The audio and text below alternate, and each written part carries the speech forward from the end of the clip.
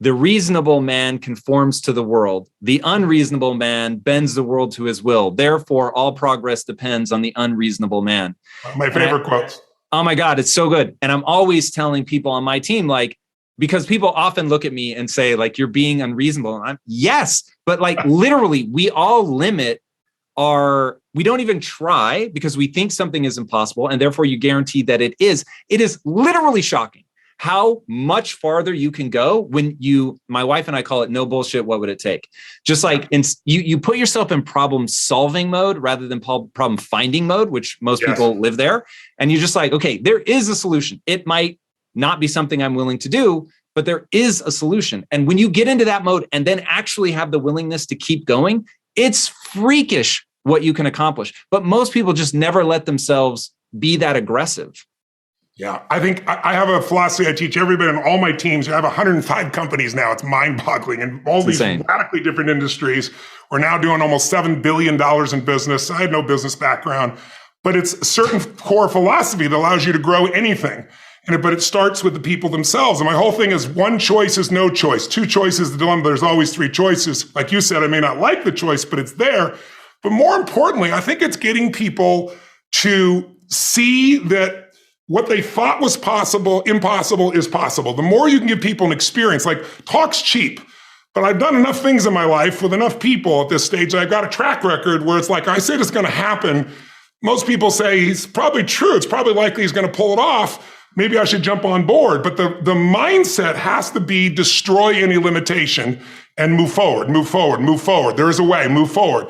And I think if you watch this, it's like taking off on a plane from, I'm in Texas right now. If I flew from Dallas here to go to Hawaii, you're off course about 90% of the time. I'm a pilot. What if every time you're off course, oh my God, I'm off course. Oh, I should freak out. Oh my God, I'm off course again. But you just tack back and forth and you land exactly where you want to be, 3,000, 4,000, 5,000 miles, away. And I think that's how we have to navigate. But most of us, and especially during these COVID times, most of us have been conditioned not to take a risk. People ask me all the time, what does it take to be happy?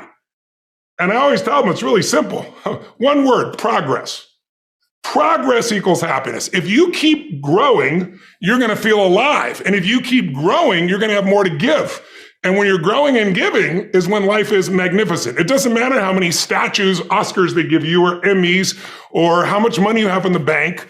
We've all seen people have all those things, and I get the phone call because they're depressed or somebody commits suicide in that area. So it's really an inner game. And I think that's what's missing for us today. Everybody's focusing on the outside world, and how there's a lot of things in the outside world you'll never be able to control. You can influence, but you can't control it. This, your mind, your emotions, your body, you have 100% control over what you do with these things. And that's where the game is won. You win the inner game, then you win the outer game. But a lot of people spent their life trying to win the outer game. They won and they're miserable. So to me, success without fulfillment is the ultimate failure. And so many people are focused on success still, which to me is like, there's nothing wrong with it, but it's like success is getting what you want. Fulfillment is living what you're made for. And it's like fulfillment and success, they're not even in the same universe. And there's nothing wrong with going for success, but you really got to figure out what you're made for. And nobody knows in the beginning. So you start where you are and you do what's in front of you, do what's next. And you keep growing until you start to discover, hey, this is my real passion. This is my real hunger and drive. And it can change. People go for 5, 6, 7 years, and then they usually question their business, their career, their body, their relationships. And then one of two things happens. They change direction and feel renewed, or they go, no, I got a great deal here. What the hell's wrong with me? And they recommit and they get stronger. But that's life. And if you don't grow, I don't give a damn how much you got going for you, you're going to be miserable. No, man, I totally agree. That's something that I heard from you many years ago that I've repeated so many times. It's so true. I think the way that I first heard you say it is progress is a foundational pillar of human happiness. Yes. I was like, damn, like that's so true. That idea of it just really sits at the foundation.